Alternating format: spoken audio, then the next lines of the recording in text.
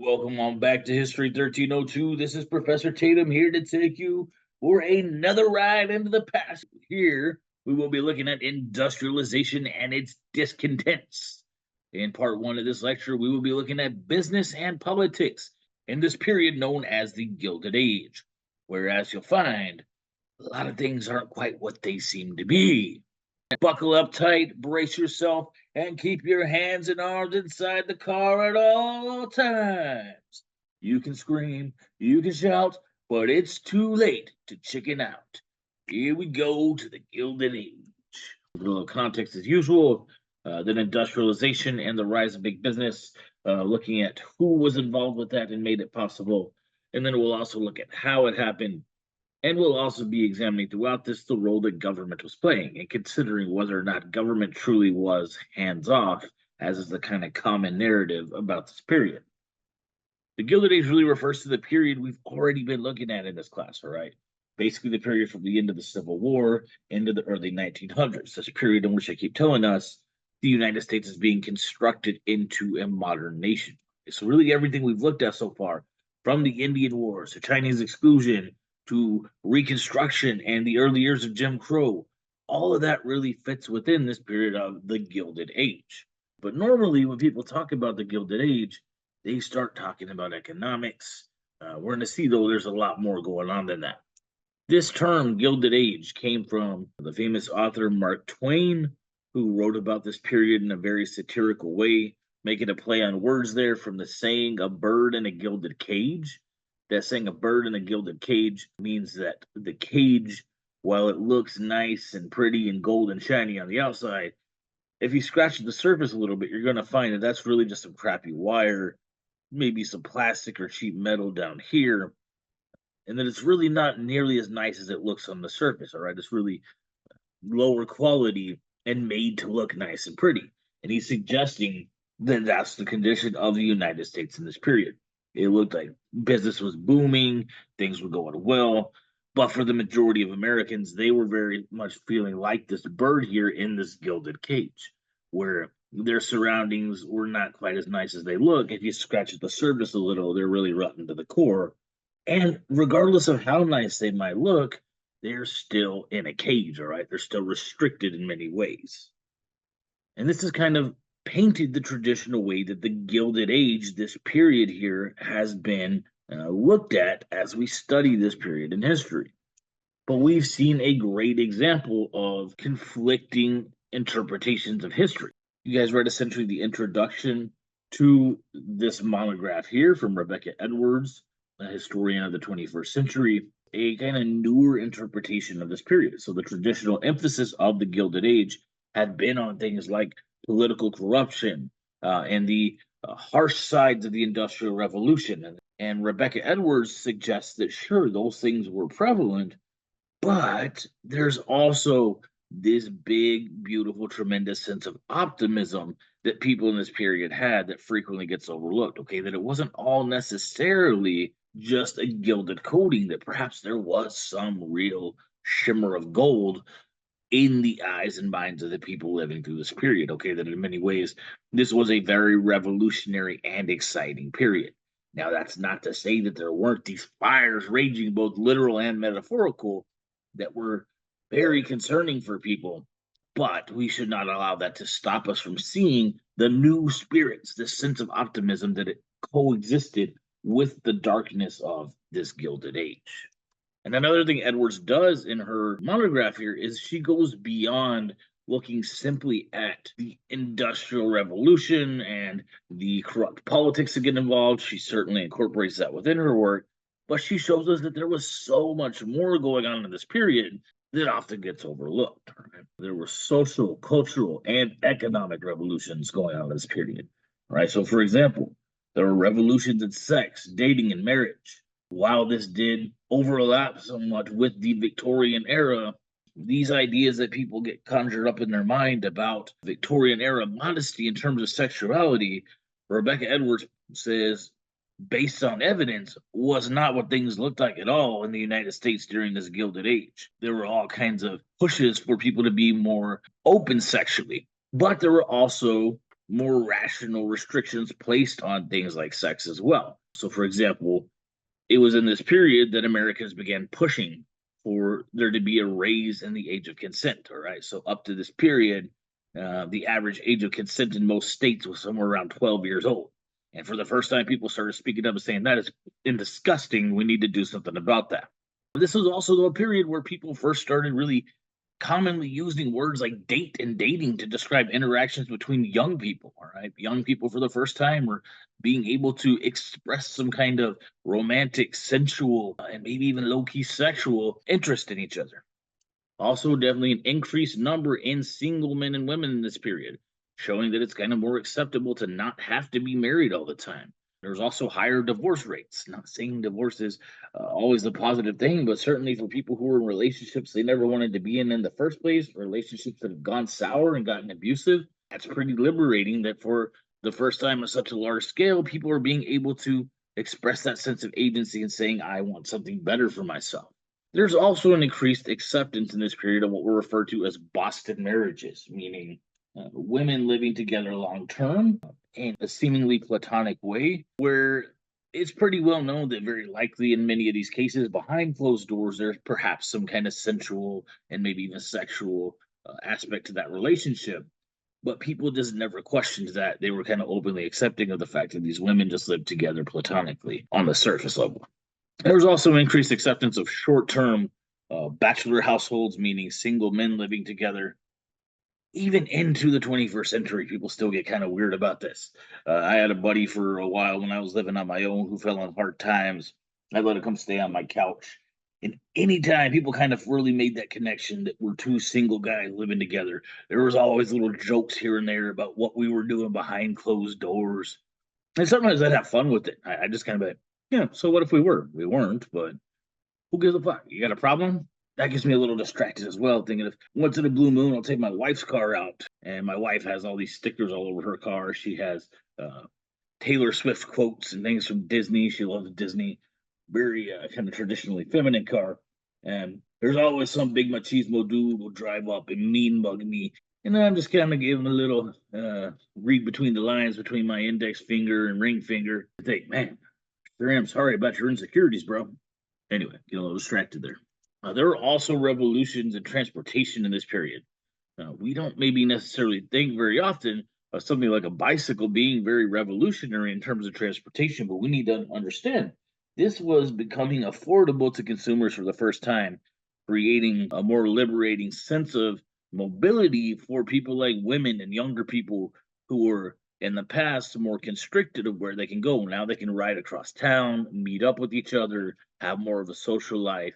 And this also helped increase things like dating for younger people. Railroads, of course, we already saw are really booming in this period. There was a transcontinental railroad built in this period, really connecting all parts of the country. There was also increases in public transportation, things like public horse-drawn and electric streetcars, subways, L trains, and there's even in this period the first introduction of cars. All right, this was kind of small scale. It took a good while for these to be really dependable and accessible and affordable to most consumers. But some people were starting to get access to cars during this Gilded Age. There were also revolutions in entertainment in this period, access to music, things like the phonograph and gramophone now becoming more accessible and affordable. People now, for the first time, can have music in their homes. And that sounds like no big deal. We just turn on Spotify or YouTube or wherever we want on our phone, put on the Bluetooth. We get that whenever we want and take it for granted. But imagine for the first time in your life getting music in your home. You can imagine being somebody who grew up before the Civil War and then in your adult life after the Civil War, for the first time, being able to have music playing in your home, that is going to greatly transform people's lives. All right. This is also where we see the introduction of motion pictures, meaning very low quality movies that flashed across the screen, silent films, also revolutions in things like sports. This is a period where professional sports leagues were being created and media started extensively covering sports, and people started building a sense of identity around what sports team they supported. And this was also a period where there was a big boom in things like amusement parks. Right, my wife and I love amusement parks. We go to Schlitterbahn pretty much any chance we get. Fiesta, Texas as well. If we travel somewhere, we like to see if they got an amusement park. It's just fun. You get to let loose. You get to have a little sense of danger sometimes, depending on the ride you're on, while still feeling somewhat safe. And it's really just a kind of popular American pastime that really started taking off here. Carnivals as well, traveling shows, things like Buffalo Bill's Wild West show, which we've already covered, were really becoming prominent in this period as well. There was also a big boom in bars, nightclubs, and nightlife. We'll see what made that possible moving forward. Also, arts and entertainment, definitely somewhat of a boom for women and for the LGBTQA community. There's a lot of artists, actors, and musicians being able to express their sexuality or their sense of self somewhat a little more as this nightlife and entertainment was taking off. There were also bars that were kind of secretly catering more to the LGBTQ community. They wouldn't advertise themselves as gay bars or anything like that, but people kind of knew that's what was going on there and they kind of accepted it, which in the 21st century doesn't sound that progressive, but for the standards of the time, that was pretty revolutionary. All right. And something else I found in researching all this that I just find fascinating. I'm not trying to offend anybody here. These are the words they used.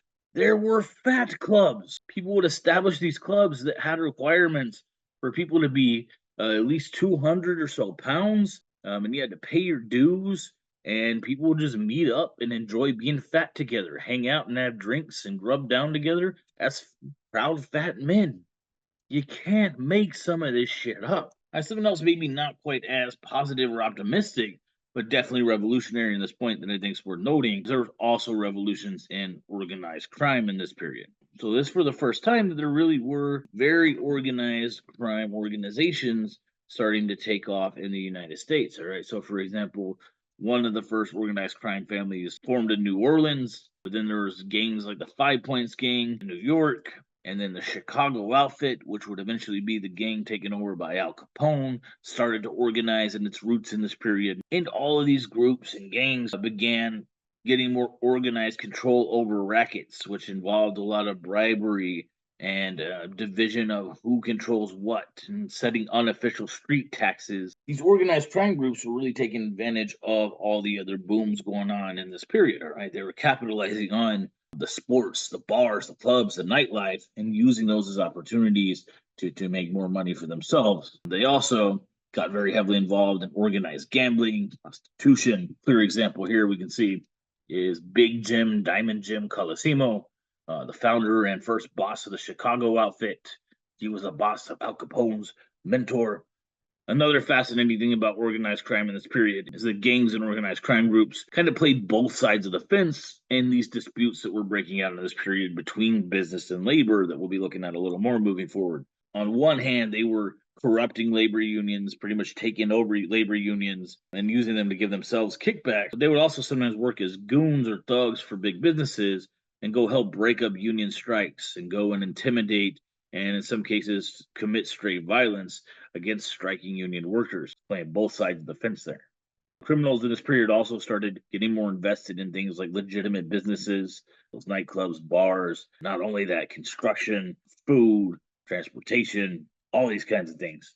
And then there's also extensive political bribery. I want us to understand the politicians accepting these bribes and getting caught up in corruption in this period. We'll look at a little more moving forward, but this involved both of the major political parties, and this was happening at all levels of government, okay, state and local governments, as well as in the federal government. Then, of course, there are the revolutions in economics, okay, that we do need to address. And this is going to be what we will focus on for the rest of the lecture, as well as the political corruption that ties in with all of this. But I just wanted to, as Rebecca Edwards was trying to do through her book, New Spirits, emphasize to everybody that there was far more going on than just economic and political aspects of the period that we get so caught up in, and that in a lot of these changes, there was a bit of optimism and excitement, okay? But there were, of course, very significant economic revolutions in this period. there was mass production, access to all kinds of new products. We'll see a little more moving forward about how people got access to these same types of goods and how that helps create a shared consumer experience between people across the country. So the real kind of defining feature, though, of the economic changes in the Gilded Age are all based around the Second Industrial Revolution, all right, and the rise of industrial capitalism, which is largely defined by the rise of big business in various industries in this period. And what I'm going to suggest here is that big business had all kinds of influence throughout the country. They were getting involved in bribery and spreading their influence at all levels of government. All right. They were doing all kinds of favors and giving all kinds of funding to politicians. And in turn, they were receiving favors and receiving funding from politicians. Okay. Just kind of understand the extent of this second industrial revolution. By 1880, majority of Americans had non-farming jobs for the first time in the country's history.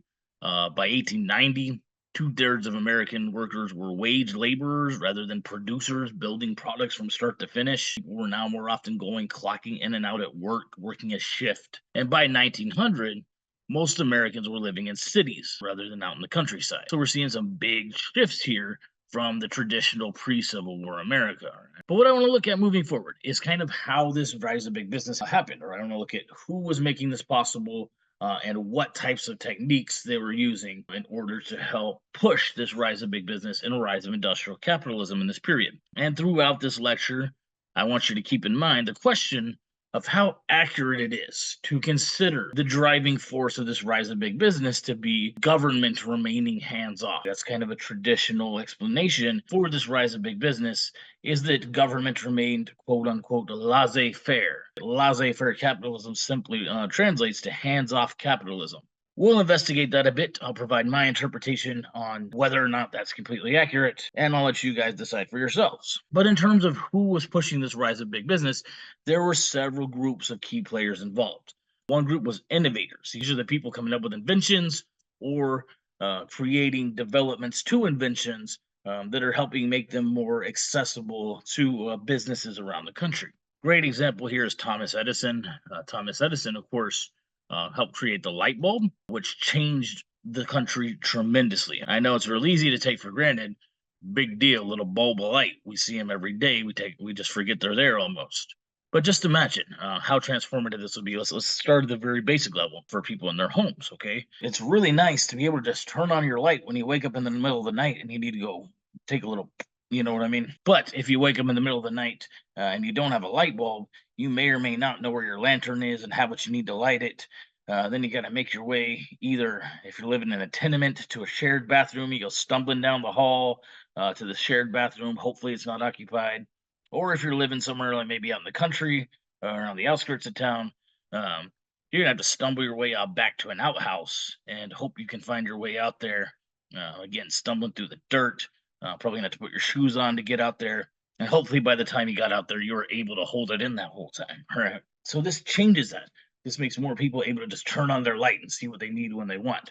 Also creating an opportunity for people to enjoy more nightlife. All right. So that big boom in nightlife that we saw in this period, with things like bars and nightclubs becoming more popular, was largely because they could afford now to stay lit for longer without having to refuel their lamps constantly. Instead, they could just turn on the lights, right? This also changed work for business.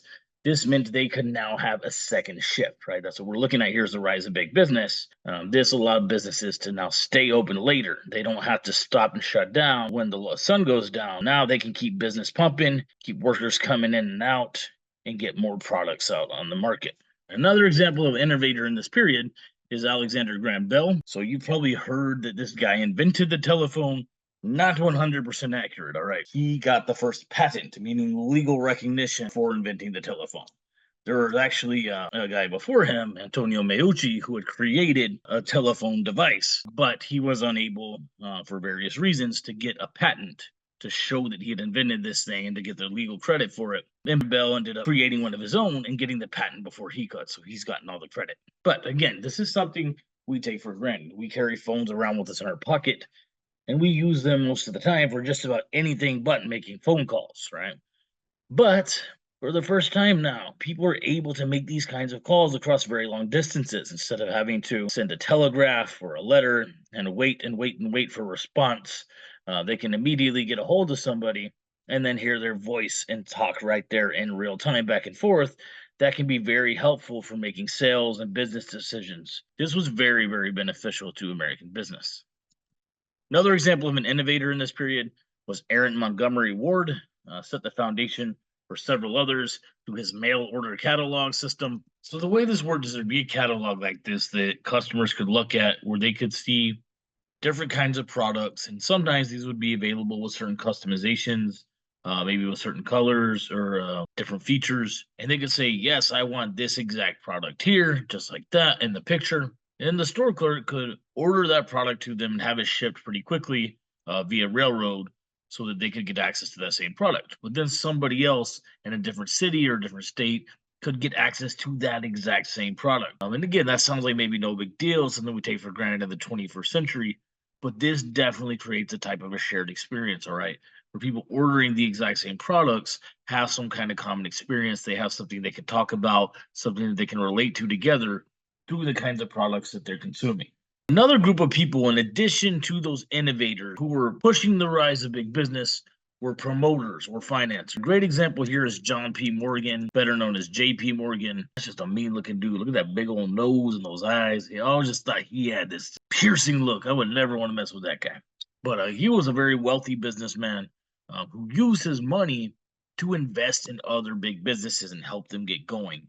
And in the process, he became very wealthy himself simply by funding business and helping them get started. So, again, though, he's just one example of these various promoters and financiers who were funding the rise of big business. Another group of individuals playing key roles in the rise of big business were corporate managers. Corporate managers were really driving the day-to-day operations of these businesses. So traditionally, a lot of work had been supervised by foremen or more experienced workers, but now companies largely started turning to these corporate managers. That was their job, was to just supervise labor, divide up tasks, make sure everybody is aware they're supposed to be when, that all the products that are necessary to make this system here run are there and up to date. You guys are the ones taking all the real risks, driving the sales, and doing the things that are necessary to make this business function. They're the ones really also doing things like dividing up who's doing what tasks and making sure that measures are being taken to ensure productivity at an affordable rate. But what I've noticed when I was first writing up this lecture, when I first started teaching this class, is it's difficult to find examples of corporate managers in this period. I'm sure if you look around, you can find them. But if you look up, say, for example, business tycoons we'll be getting into, they pop up like nothing. Yet these guys who are truly driving the day-to-day business are hard to find. That kind of tells us that they're being largely overshadowed by these guys here, all right? That even though they're doing the hard work, these guys are kind of the ones who get all the credit.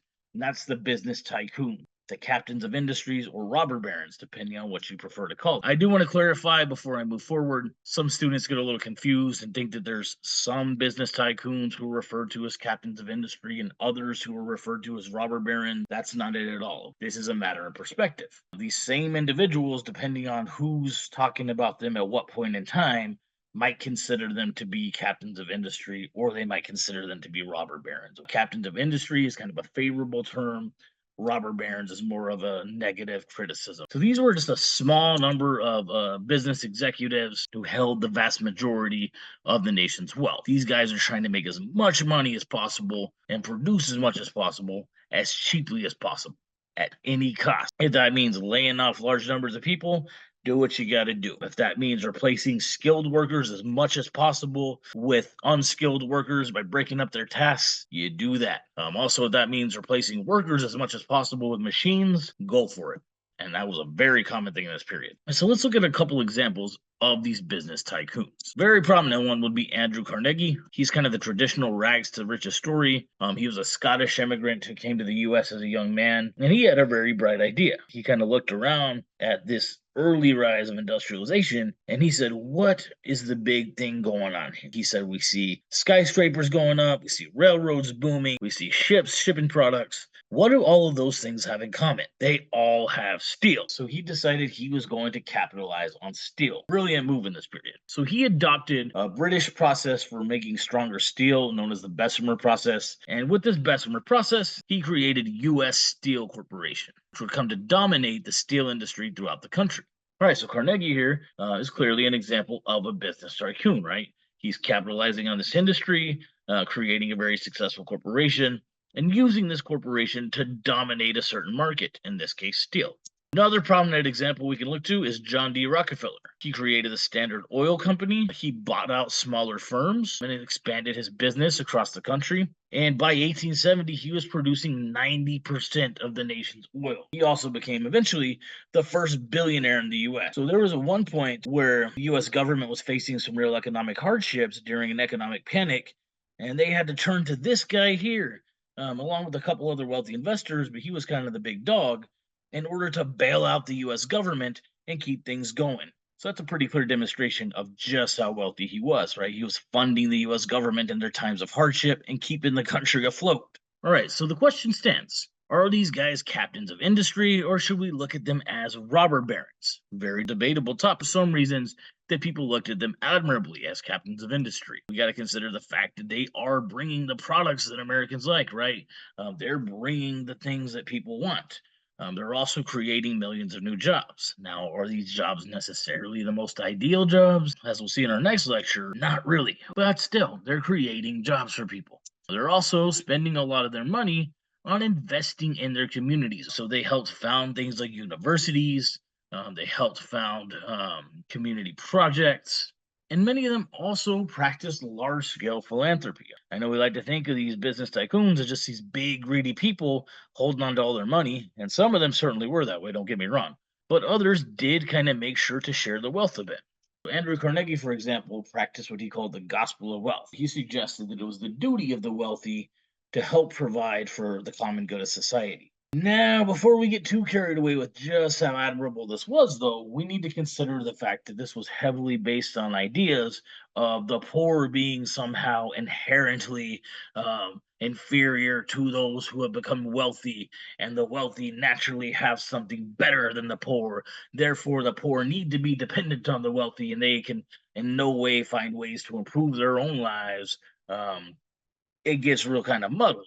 So it is very admirable in a sense. This was very helpful to a lot of people, but it was based on some perhaps not so admirable ideas. So why, though, would some people consider these individuals to be robber barons? They did definitely create a lot of monopolies and trusts, meaning that they were consolidating control over certain industries within society, which was making it more difficult for anyone else to get a start in certain industries. Also doing things like bribing government officials to expand their influence. And a lot of times the conditions in their businesses, especially in their factories, were dangerous, unregulated, unclean. They were overworking people, not paying them nearly enough in most cases. So perhaps if some of these captains of industry provided for their workers directly, they wouldn't have to be given as much charity out. Another major factor we got to consider is there was mass pollution in this period. Okay, you can read people talking about the smog that plagued some of these cities as factories are just pumping filth out into the sky day after day. Another major criticism a lot of these business tycoons got that got them the title of robber barons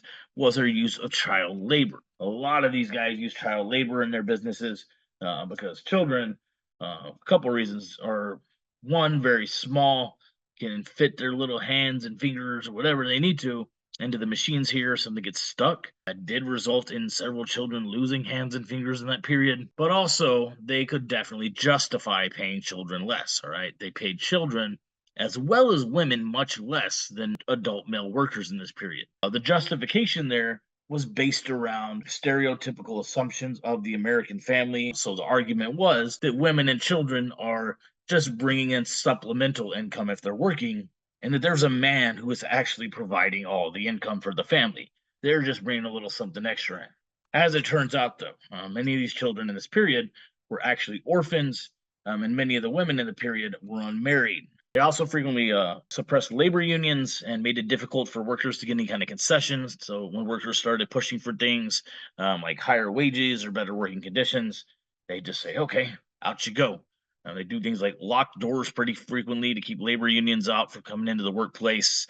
And they would even hire goons to go commit violence and intimidate striking workers and to kind of influence labor unions to lay off of their businesses. Again, this ties back to the rise in organized crime in this period, who were playing both sides of the fence, both getting extensive influence in the unions themselves and working as these hired goons for big business to keep workers from going on strike. Then, of course, another kind of major criticism of business tycoons, giving them that title of robber barons, is their use of this idea of social Darwinism to justify their vast prosperity in a time where there were people quite literally starving in the streets. So, social Darwinism refers to this idea that there are some people in society who are inherently more fit to succeed than others. This is all based on Darwinism. You need to understand there's a difference in Darwinism and social Darwinism. Darwinism refers essentially to the studies that got us to the study of evolution, founded by a scientist, Charles Darwin. Darwinism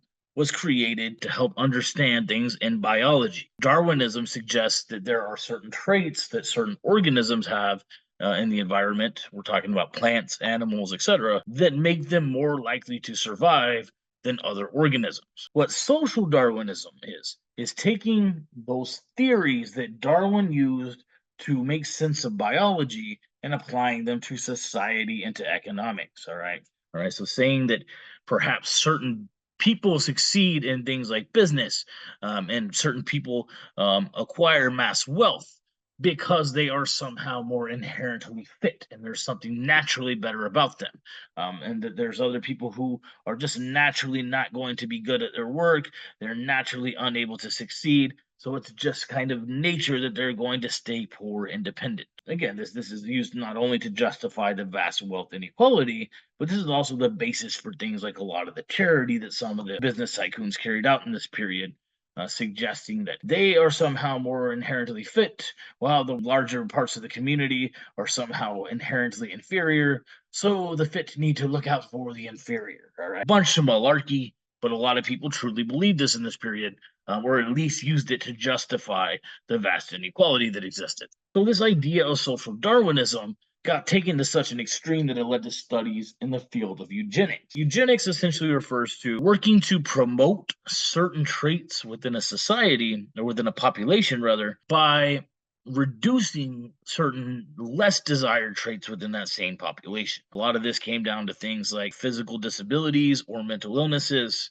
And people who had certain types of disabilities would have to be sterilized, all right? So some states and cities in this period began passing mandatory sterilization laws where people who had any certain kind of conditions would have to get sterilized in some way, whether it was through taking things like a birth control or through getting some kind of medical procedure. And in many cases, these things that people were required to get sterilized for were not even things that were necessarily hereditary. So, with all these things being promoted by these business tycoons, I can certainly see why they would receive a lot of pushback. Okay.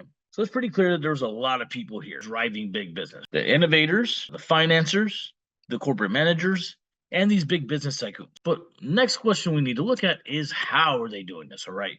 What types of techniques and tactics were being used in this period to really drive this push toward mass industrialization and the rise of big business? One major principle commonly practiced in the period was scientific management. Scientific management was driven by a guy named Frederick Winslow Taylor, who stated that in the past, man has been first, but in the future, the system must be first. All right. So he's kind of saying we need to take the emphasis off the worker and the good of the worker and put it more into the business and the success of the business. And his goal here was for businesses to promote efficiency. Efficiency, simply put, very simply, is pushing for increased rate of productivity at a reduced amount of cost. Primary way that businesses pushed to be the most efficient was by dividing up tasks and by replacing skilled labor with unskilled labor and technology as much as possible. This is going to lead to a very dramatic shift in the meaning of work for a lot of workers. Okay, if somebody in the past had been a skilled craftsman, right, they've devoted their entire life toward learning a certain skill or a certain craft, and they're now being put in a situation where they're having to take on very menial tasks and divide up their work. that work's going to have a lot less meaning. All right. Building something from start to finish comes with a sense of accomplishment and a sense of pride. You can kind of put your work into this thing and make it how you want it. If you're just sitting there turning a wrench all day or screwing a screw in or moving this machine somehow, that's going to get very boring very quickly and not bring as much fulfillment. So, this shift in the meaning of work was a key defining feature that was a product of this Gilded Age. All right, and to really see the change in the meaning of work, you can review this clip here. This is a clip from a film called Modern Times. It's a Charlie Chaplin film. You'll see this worker played by Charlie Chaplin doing these very menial tasks, just screwing wrenches and all this, and is moving super fast. And he has a corporate manager breathing down his neck through the whole process, trying to rush him and make sure he's staying on time and being efficient. Then he tries to take a break, and a face comes up on a screen. Make sure he's staying efficient, getting back to work right away. And all this just keeps playing out until eventually he gets sucked into the machine. And he just becomes another cog in the machine, right? And that's how a lot of workers felt in this period, as this meaning of work was changing as a result of scientific management. All right, so scientific management was definitely not great for the workers, but it helped business become more successful in this period.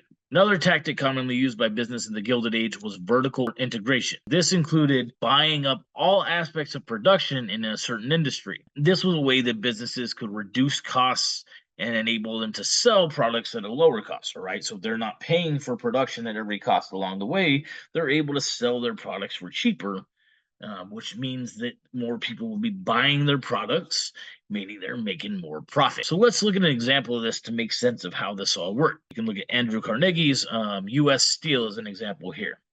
So they owned all means of production to create steel. Everything from the minerals that were mined to create steel to the shipping that helped get that steel where it needed to go. Same thing with the railroads that would help get it where it needed to go, to the finished product that was created with their steel. Every step along the way here, they own the means of production and they're earning a little profit, if anything, instead of having to pay an extra cost to get this step taken care of. That's vertical integration. Another tactic businesses were practicing in this period, in addition to scientific management and vertical integration, was horizontal integration. So this was simply buying out all the competition in a particular industry in order to monopolize that industry. So this really eliminated competition, which is supposed to be a driving factor of capitalism, but it eliminated competition and consolidated all of the profits of a given industry really into the hands of a single company. So a good example we can see here is Rockefeller Standard Oil. Remember, we saw that they owned 90% of the oil companies in the country. That was by them using these kinds of practices, right? Buying out all their competition. Again, that's referred to as horizontal integration. Now we're going to look at the other side of this. So what is government's role in all of this? As I've suggested, the kind of traditional understanding of this is okay, what we're seeing in this period is a rise of an industrial capitalist system. Capitalism, at least in theory, is supposed to be an economic system where private individuals and private business own all means of production, and prices are controlled ideally by supply and demand, meaning basically by what consumers on the market are willing to pay for a product. And government's role in this economy is supposed to be hands off and let the economy and supply and demand all kind of run themselves. And again, we got to ask this question: how accurate was this theoretical view of laissez faire capitalism, meaning hands off capitalism? Was government really staying out of the economy? Is that what allowed big business to rise in this period? That there was no government interference? I'm going to suggest that government was very active in promoting big business, all right? So they were actively supporting business in various ways, and we'll see even placing certain restrictions in certain ways. They were not hands off. All right, that's my interpretation, and I'll provide some evidence that kind of makes sense of that. And you may understand the evidence in a different way, and that's fine. But here is the evidence I'm going to provide to show that government, at least in my understanding, was not at all hands off in this period. Right. So, for example, a few things we've already seen. We've seen the government was providing land grants and funding for railroads. The government was also very actively displacing indigenous people in the West, putting them on reservations, and then taking various efforts later down the road to help incorporate them into U.S. society with things like the Indian Wars and the Dawes Act, and the boarding schools. So, what this is doing is it's opening up more places for business and industry to move out into the West, right? Especially railroads who are really driving the Western settlement in this period. This is kind of helping provide them a sense of security. So there again, we see government being very active in promoting the rise and expansion of business and industry out into the West. Another way that government was actively promoting business in this period was through using National Guards and federal troops to break up union strikes. So a good example we can look at is the Pullman strike.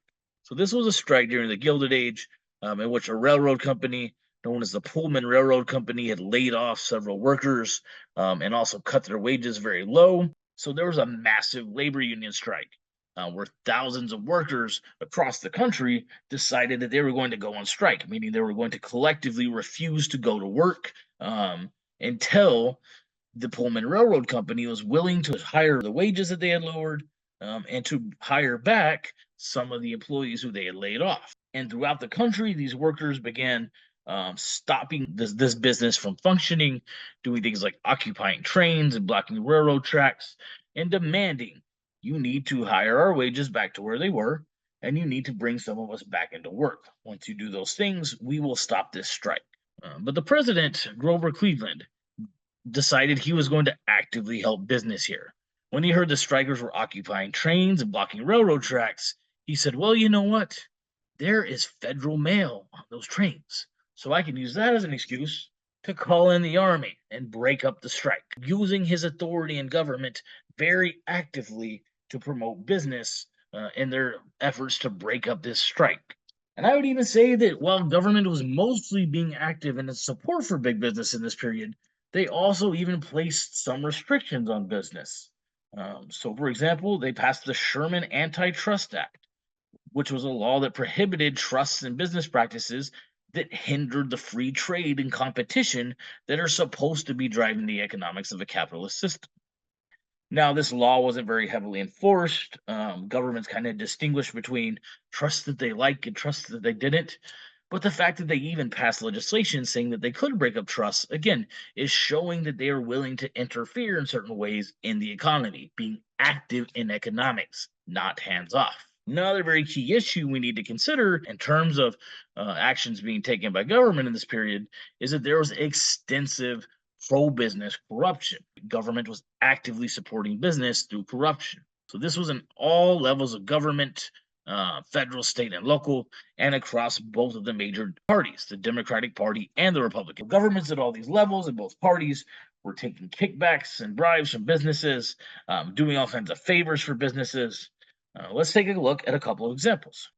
All right, so you may remember from our lectures on Reconstruction, we said very vaguely that there were some scandals going on during President Grant's administration that were getting him a real bad rap. One was the whiskey ring, where whiskey distillers and members of President Grant's administration were working together to cheat the government out of tax revenue on liquor. And where does that tax revenue come from? From the American public taxpayers. So, in short, what we see here are members of government very actively working with business to help line each other's pockets with tax revenue. Another great example of a scandal that was very prominent during Grant's presidency was the credit mobilier scandal, where members of Congress and Grant's administration were actively working with the railroad executives to overcharge for railroad construction contracts, so inflating the price of the contracts and then keeping the extra money for themselves. Again, here we're seeing government actively working with business for very corrupt means. All right, so clearly we see some corruption going on here between government and business at the national level in the Republican Party. But as I suggested, it's all levels of government in both political parties. Now I want to take a look at an example of corruption occurring during the Gilded Age at the local level from a member of the Democratic Party. So here we can look to the Tweed Ring. The Tweed Ring refers to members of New York City's Tammany Hall, which was their political machine, meaning the political organization that kind of ran the Democratic Party in New York City. And they were ran by a political boss named William Boss Tweed. And Boss Tweed and his Tweed ring, his cronies within Tammany Hall, worked with certain businesses to embezzle public funds. The businesses would overcharge for a certain contract, and then the government and the business would split up the extra funds. Okay, so a clear example here. There was a courthouse being built in New York City that costed about $250,000 for the business to reconstruct this courthouse. But the members of Tammany Hall, led by Boss Tweed, told the public that they actually needed $13 million for this construction project, saying that's what the business was charging. Then they divided up these funds among themselves and some of the key leaders of this business. So again, we see government being very active in certain ways to cheat people and to support business. But to really see, though, the extent of the corruption in the Gilded Age, we can see that there was a presidential assassination is truly the result of this corruption. Okay. By the time of the Gilded Age, there was this practice known as the spoil system that had become so prominent that it was just kind of an expectation that the basis of the spoil system would always play out. Okay. So the spoil system was a system in which government would grant very important jobs or do favors for people who had supported them in some way. All right. So it could be friends and family members, but it was very frequently people who had provided some type of support or funding for their political campaign. So it was essentially them rewarding people for scratching their backs. Kind of, you scratch my back, I'll scratch yours. What happened as a result of this, though, is government would frequently be giving very important positions of power to people who weren't necessarily competent for that position. So they weren't necessarily evaluating whether or not somebody had the merit or competency to take a position. They were just giving it to the people who were giving them some kind of support, usually financial support. And this spoil system was so embedded in American politics that when President Garfield became president, one of his supporters, a guy named Charles Guiteau, had some mental disabilities, but he was convinced that he had gotten Garfield in office. Right? And this spoil system was so prevalent that because Guiteau thought that he had gotten Garfield into office, he thought Garfield was definitely, inevitably going to provide him some kind of favor or some kind of government job. He thought that Garfield owed him some kind of favor or some kind of government job. And when a couple months went by and he didn't get any favor and didn't get any government job, he wound up tracking Garfield down and shooting him in the stomach. And Garfield probably would have survived the shooting had doctors not gone digging around in him with their dirty fingers and dirty tools and caused an infection that killed him. But we can pretty clearly see here just how heavily this spoil system was infecting the American political system, all right, to where if somebody, even with no real basis, thought that they had gotten a politician into office, they would assume that that politician owed them some kind of job, whether or not they were qualified for that job. Right? So, as a result of this particular assassination, people kind of realized that this was a result of the spoil system, and the federal government tried to remedy this by passing the Pendleton Civil Service Act. So, the goal of this act was to decrease the use of the spoil system. And to do so, they created a civil service commission that would require federal employees to take an exam to prove their competency and merit in order to get any kind of federal position. So this did definitely decrease the spoil system, all right? So it kept federal employees from being able to just give anybody who they wanted to positions of power in exchange for favors. But that also meant that there were several local level political leaders and maybe small business owners in certain communities who now really had no incentive to provide funding for political campaigns that they may have supported before, right? Because their incentive before was either to get themselves a job or get some kind of favor or have maybe a family member get a job or a favor or a friend get a job or a favor. But now that was more difficult to make happen under the Pendleton Civil Service Act. But what kind of happened as a result of this long term is government started depending on more support and funding from big business. All right. They started working more actively to try to get the support of big business so that big business could fund their campaigns. And then in exchange, they couldn't offer any businessmen or their supporters or friends and family jobs, but they could still promise to do things like pass laws that would favor big business. All right.